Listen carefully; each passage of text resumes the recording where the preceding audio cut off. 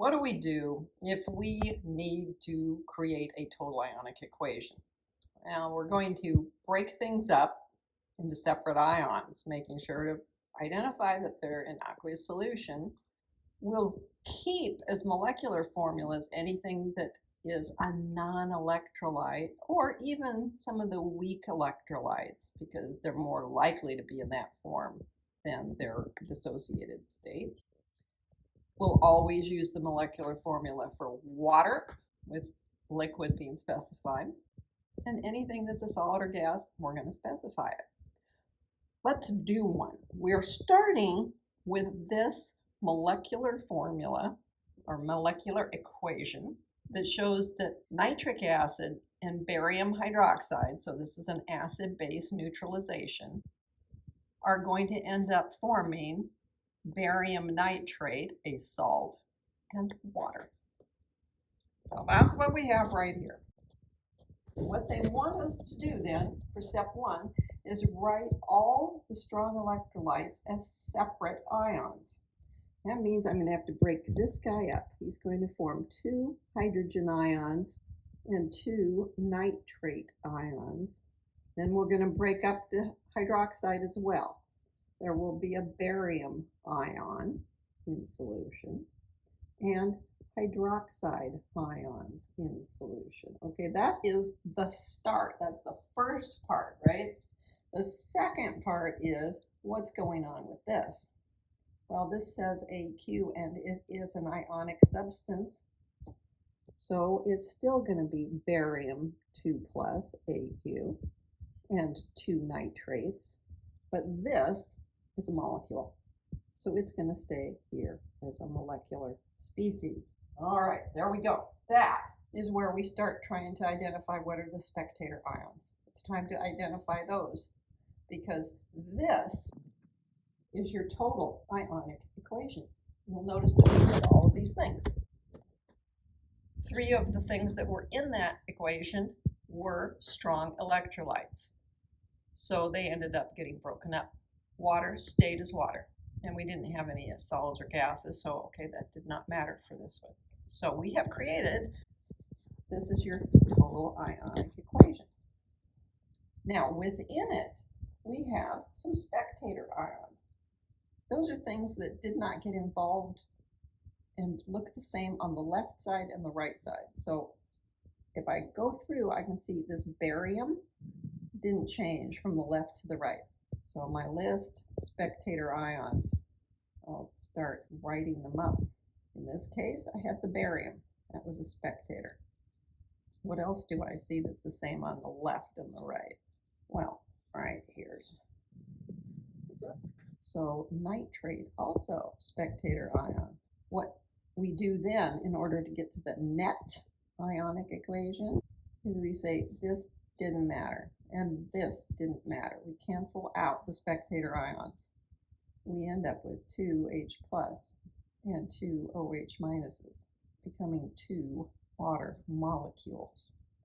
And the last thing we could do is say, oh look, the coefficient is a 2 in every case. So we will just go ahead and cancel that out. And what you will find is that if you have an acid-base reaction, this ends up being your net ionic equation every time because we're operating in Arrhenius space and we end up with this occurring every time. If we look at this, you can see this is updated a little bit because Arrhenius just said H plus, right? Here we have hydronium ion. So hydronium ion with hydroxide. That would allow you to create 2 water molecules. So this is in fact a neutralization reaction. Let's do a few multiple choice questions. If we're looking at a net ionic equation between a strong acid and a strong base, what are we going to end up with? Gosh, it shouldn't just turn into a weak acid. That'd be a completely different substance, right? It's not going to remain a strong acid. How about this one, water? That's what we want to remember is what always happens on the net ionic equation between a strong acid and a strong base. We get water. It doesn't say what else we get, but okay, we got that. If, now this is some different wording. It says acids that ionize extensively in solution are referred to as. We've said some different wording, so a lot of times when you're trying to figure out a question, just look at the wording and see if you can turn it into something you're more familiar with already. We've been saying completely dissociate. These are strong acids.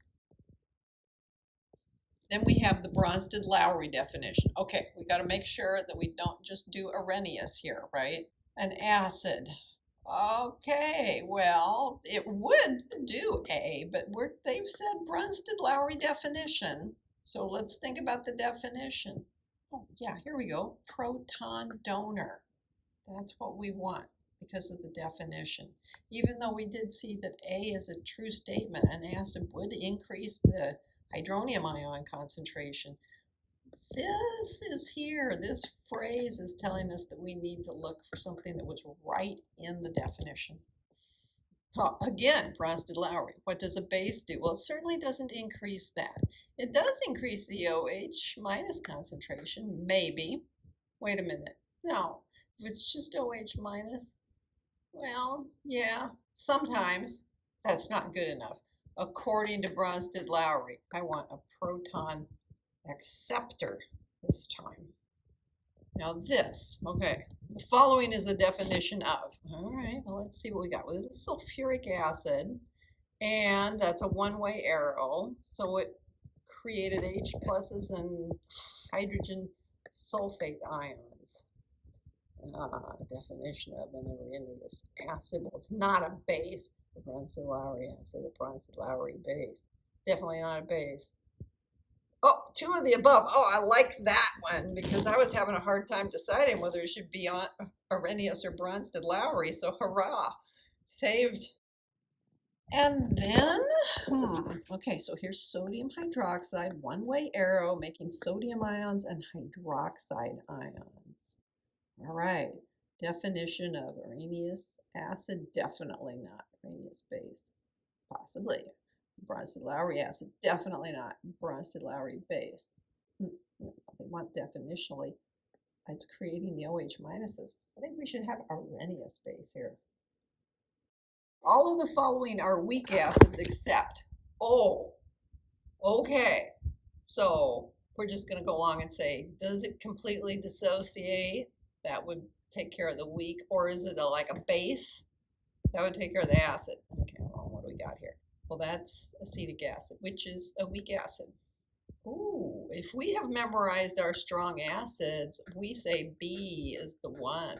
This would be ammonium ion, would be like, what? And since this acid is not one on our list of strong ones, we're going to assume it's a weak one. So I think we need to stick with B on this one.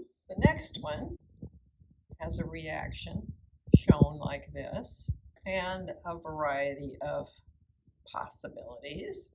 If we're looking at this, we see, if we're just examining those, we see that H2S is listed twice. And in one case, it says it's an acid, and in the other, it says it's a base. Well, that's a pretty good indication that it's probably going to be one of those two. We could also look and say, oh yeah, we're never going to consider water to be a strong acid. It's not in the list.